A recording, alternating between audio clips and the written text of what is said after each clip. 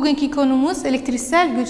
Biz geçenki konumuzda bahsettiğimiz gibi atom çekirdeğin içinde pozitif yüklü proton vardır ve etrafında da elektron vardı. Ne yüklü? Negatif yüklü. Biz dedik bunların sayısı her cisimde hemen hemen aynı sayıda olduğu için burada kaç var? Bir proton. Bunu P yazacağım kısacası. Bir elektron var. Negatif yüklü. Öyle bu durumda ne oluyor? Elektriksel yükü yok. Elektriksel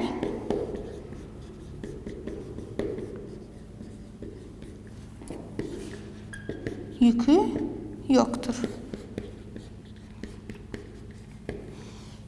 Neden? Çünkü proton sayısı ve elektron sayısı hemen hemen aynı sayıdalar, eşitler. Bu durumda elektriksel yükü yoktur. Peki elektriksel güç nedir? Yüklerin çekilme veya itilme kuvvetidir veya gücüdür. Kuvvetle güç aynı demektir. Yüklerin çekilme veya itilme kuvveti ne demek? Mesela ne zaman yükler çekilme oluştururlar, ne zaman itilme oluşur? Yükler aynı olduğu zaman, yani iki tane elektronumuz var aynı. Bunlar aynı. Bu durumda ne olur? Ve eğer ki farklı olursa ne olur? Bu elektron, proton. Bunlar yükleri aynı. Bunlar yükleri eşit, yani değil. Yükleri aynı olduğu zaman birbirlerinden uzaklaşırlar. Bu ne olur? Uzaklaşırlar. Bu aralarındaki mesafe şu kadarsa daha büyür. Bunu böyle yapalım. Daha uzaklaşır.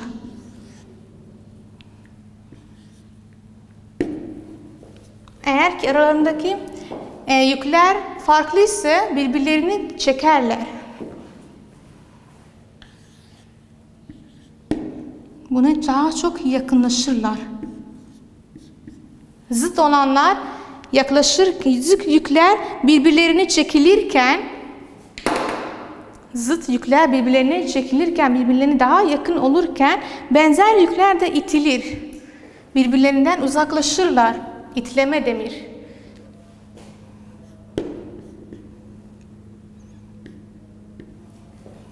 İtilme, çekilme.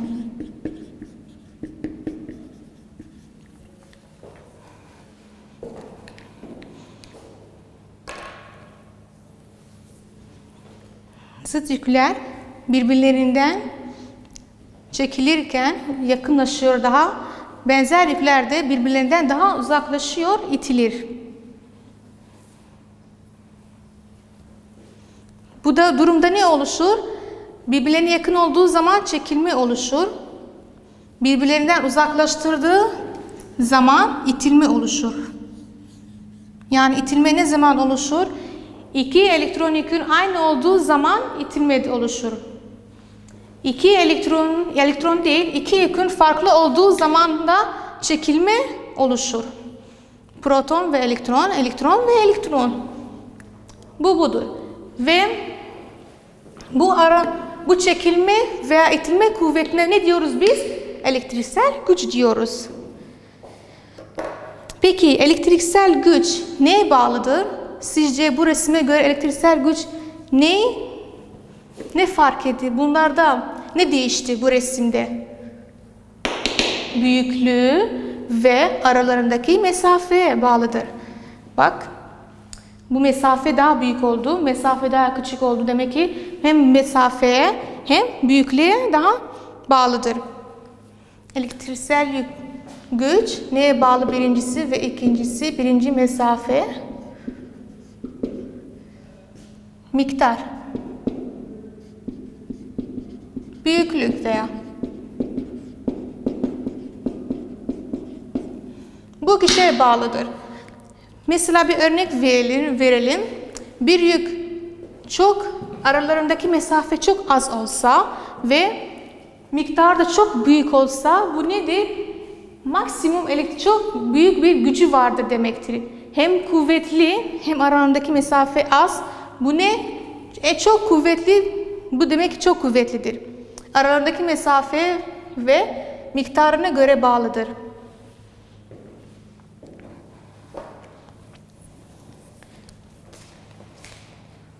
Peki biz bu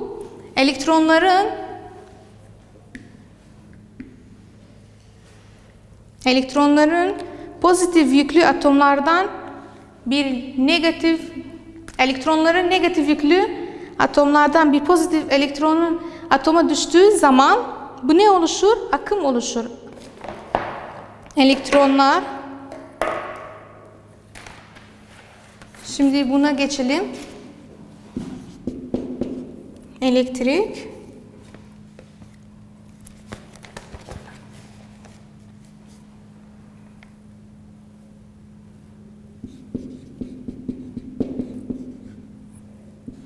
Akımı nedir?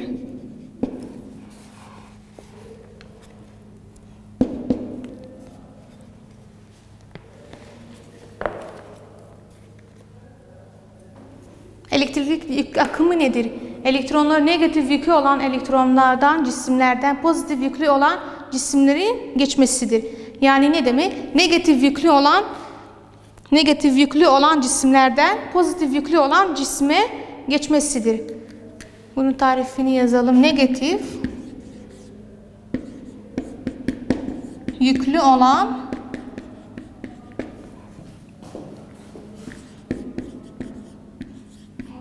elektronların pozitif yüklü olan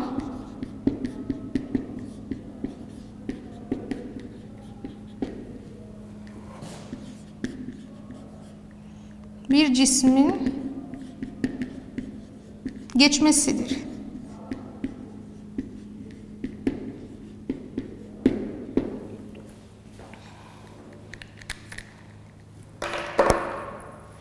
Peki 255. sayfada nokta sorusu diyor ki elektriksel yükleri nasıl etkileşirler? Elektriksel yükleri nasıl etkileşirler? Biz dedik zıt yükler, bunlar zıt yükler, aynı değil. Negatif ve proton. Birbirlerinden çekilirken, bak, birbirine çekilirken benzer yükler de itilir. Benzer yükler itilir.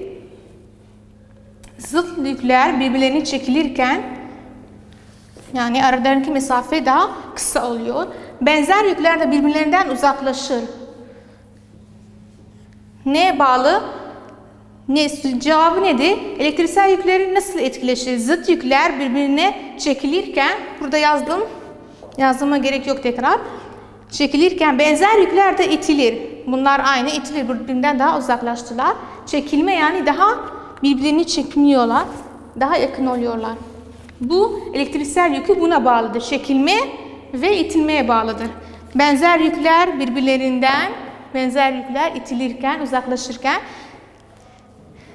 aynı ve farklı yükler de birbirlerini daha yakınlaşır ve çekilme oluşur. Elektriksel akımı nedir? Pozitif yüklü, negatif yüklü olan elektronların pozitif yüklü olan bir cisme geçmesidir. Negatif yüklü olan bir elektronların pozitif yüklü olan bir cismin geçmesidir. Elektrik akımı. Hareket etmeyen, bazı elektronlarımız var, hareket etmiyor. Biz bunlara statik elektronu diyoruz. Ama akım, statik elektronların farklı, daima hareket eden bir yüktür. Akım, elektrik akımı daima harekette olan bir elektriktir. Bu nasıl? Hareketli elektronlar için sürekli bir kaynak gerektirir tabii ki de. Bu kaynaklar pil olabilir, elektrikli motorlar olabilir veya bunlara kaynaklar olabilir. Peki,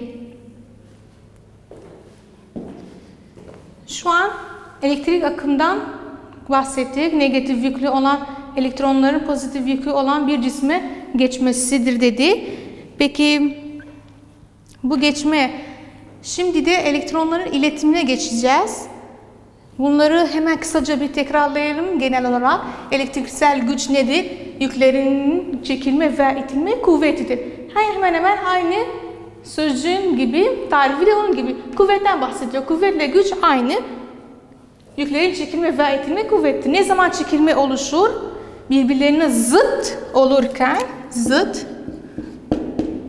çekilme oluşur. Birbirlerine benzer olurken itilme oluşur. Bu bundan kaynaklanır. Ve neye bağlıydı? Aralarındaki mesafeye ve miktara bağlıydı elektriksel güç. Elektrik akımı geldi. Elektrik akımı statik hareket etmeyen elektronların aksine daima hareket eden bir elektriktir. Tarifi nedir? Negatif yüklü olan elektronların pozitif yüklü olan bir cismin geçmesidir. Yani negatif elektron yükü var. Bir pozitif elektron yükünü bir pozitif cisme taşımasıdır. Bunların da tabii ki de bir kaynağı gerekiyor. Kaynaklar nasıl? Pil olabilir, hareketli motorlar olabilir. Bunlar elektron akımın kaynaklarıdır. Şimdi biz elektron, bunu silelim. Bir başka konuya gelelim. Elektron iletimi. Bakalım elektron herhangi bir maddede aynı şekilde mi geçiyor yoksa geçmiyor mu? Şimdi bunun cevabını alacağız. Bunu sileyim ben. İletimi.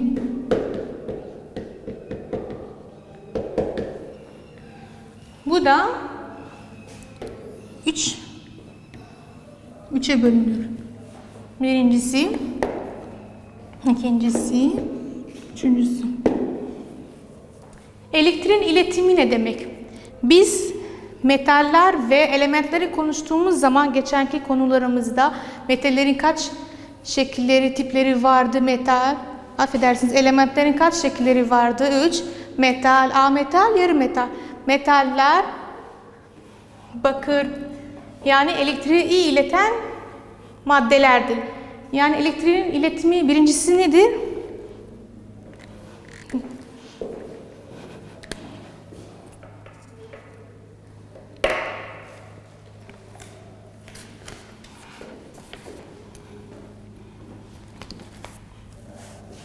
İletken.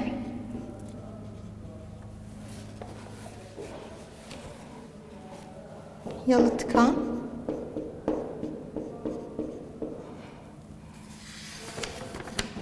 Direnç.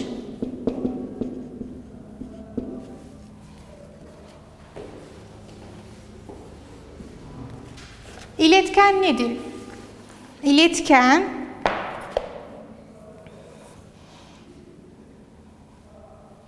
elektronları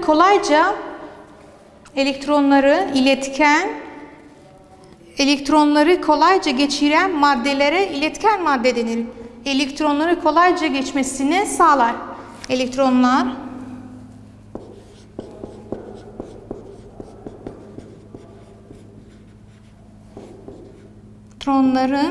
kolayca geçmesini sağlar. Şimdi bu ikisine de tek bir şeyde bir örnek vereceğim size. İkincisi, elektronları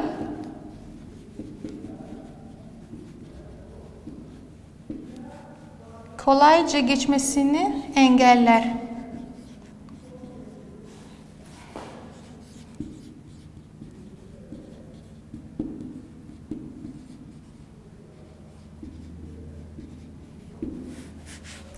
Üçüncüsü nedir? Direnç.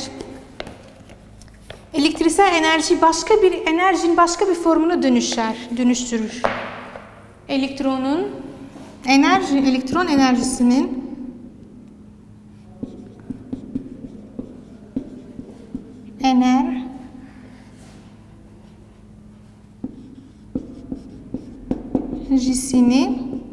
başka bir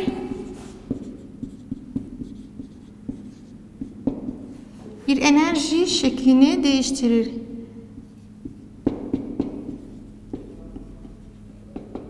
Şekline veya formüle değiştirir.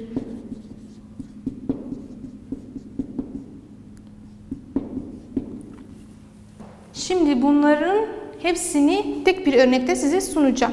Bunlar nasıl?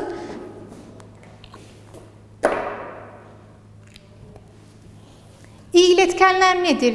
Demir. Bunlar iyi iletkenlerdir.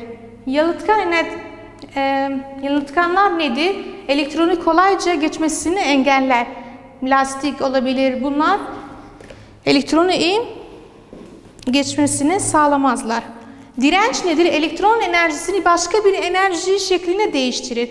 Şimdi hepimizin evde olan ütüler bu. Hepsini anlatıyor bu. Bu ütüyü biz neden bunları plastik şeklinde yapmışlar? Çünkü plastikler yalıtkanlardandır. Yani elektriği geçmez. Geçirmesini engeller. Örneğin plastik. Plastik elektron geçmesini sağlar. Fakat bakır iyi iletkenlerdendir. Bakır. Bunlar bir örnek bakır. Bu da hiç elektronun başka bir enerjinin şekline değiştirmesidir. Şimdi bunu bu ütüyle size anlatacağım. Daha çok açıklayacağım. Bu hepimizin evde olduğu ütü. Bunu buraya biz düzleştiriyoruz kıyafetlerimizi, elbiselerimizi. Neden? Bunu buraya dokunursak elimiz yanabilir değil mi? O yüzden burası demirden oluştuğu için demir nedir? İletkenlerdendir. Yani elektriğin kolayca geçmesini sağlar. Bu ne? Elimiz yanabilir. O yüzden ütünün burasında bakırdan oluşturmuşlar. Peki eğer ki aynı burada da böyle olsaydı bunu tutabilir miyiz? Hayır. Elimiz yanardı, tutamayızdı. O yüzden bunun etrafındakini plastik şeklinde bir şekil yaratmışlar. Bir form yapmışlar burada. Çünkü plastikler elektron geçmesini engeller. Peki direnç burada işi nedir? Burada biz bunu taktığımız zaman bu elektron değil mi? Elektron taktığımız zaman elektron enerjisi. Fakat bunu az bir zaman geçtiği zaman bu ne olur? Isı enerjisine dönüşür. Bu ütü ısılaşır. Zaman geçtiği zaman bunu dokunamayız. Çünkü çok ısır ve elimizi yakabilir. Bunu öyle. Elektrik enerjisini neye dönüştürdü? Bunu takarsak neye dönüştürür? Çok elektrik bunu takarsak bu elimizi yakabilir, çok ısıtabilir, zaman geçince ısıtabilir ve bu elektron enerjisini ısı enerjisine dönüştürdü. Bu direnç demektir. Elektron enerjisini başka bir enerji şekline değiştirmesine biz direnç diyoruz.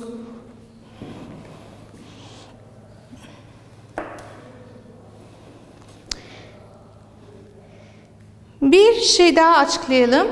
Çoğu iletken teller ne ile kaplanır? Yalıtkan maddelerle kaplanır. İletken teller, çoğu iletken teller yalıtkan maddelerle kaplanır. Neden diye soracaksınız. Çünkü bu iletken teller elektriğin kolayca geçmesini sağladığı için eğer her ikisi de iletken teller birbirlerine çarptığı zaman Allah korusun elektrik arızası meydana gelebilir. O yüzden ne yapmışlar? İletken telleri yalıtkan maddelerle kapatılmışlar ki iki iletkenler birbirlerine çarptığı zaman da elektrik arızası geçmesin diye. Şimdi biz elektriğin iletimine bir daha göz atalım. Kaç tipi vardı? 3. İletken, yalıtkan ve direnç. İletken hangi maddeler gibi? Çok madde var. Biz bakırı söyledik. Elektronların kolayca geçmesini sağlar. Burası ütünün tam önü. Elektronların kolayca geçmesini sağlar. Yani burası. Burası elektron kolayca buraya geliyor. Elektron enerjisini ısı enerjisine dönüştürüyor direnç yoluyla. Bunu taktığımız zaman bunu ısı enerjisi oluşuyor. Elektron buna kolayca geliyor. Fakat elektron buna gelmiyor. Bundan geçmesine rağmen ama bunu ısıtamıyor. Neden? Çünkü burasını plastikten oluşturmuşlar ki elimiz yanılmasın diye. Yalıtkanlar nedir? Elektronların kolayca geçmesini engeller. Buranın elektron geçmesini engeller. O yüzden bunu rahatça böyle tutabiliriz. Elbiselerimizi, kıyafetlerimizi ütüyebiliriz. Direnç de dediğim gibi bunu taktığımız zaman bu elektrik yükü enerjisidir. Bunu ne yapar? Elektron enerjisi başka bir enerjinin şeklini değiştirir. Elektron enerjisini ısı enerjisine değiştirir. Şimdi burada en iyi iletkenler hangi maddelerdi? Hangi elementler en iyi iletkenlerdi? Soru noktasında diyor. Kaçıncı sayfa? 257. sayfada diyor ki iyi iletken olan maddeler hangisiydi? Biz 3 tane elementlerimiz vardı saydım. Metal, ametal, yarı metal. Tabii ki de en iyi iletkenler metallerdir.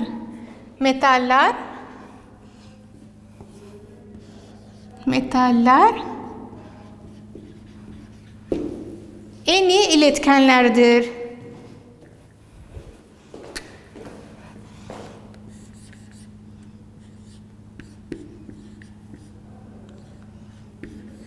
Metaller en iyi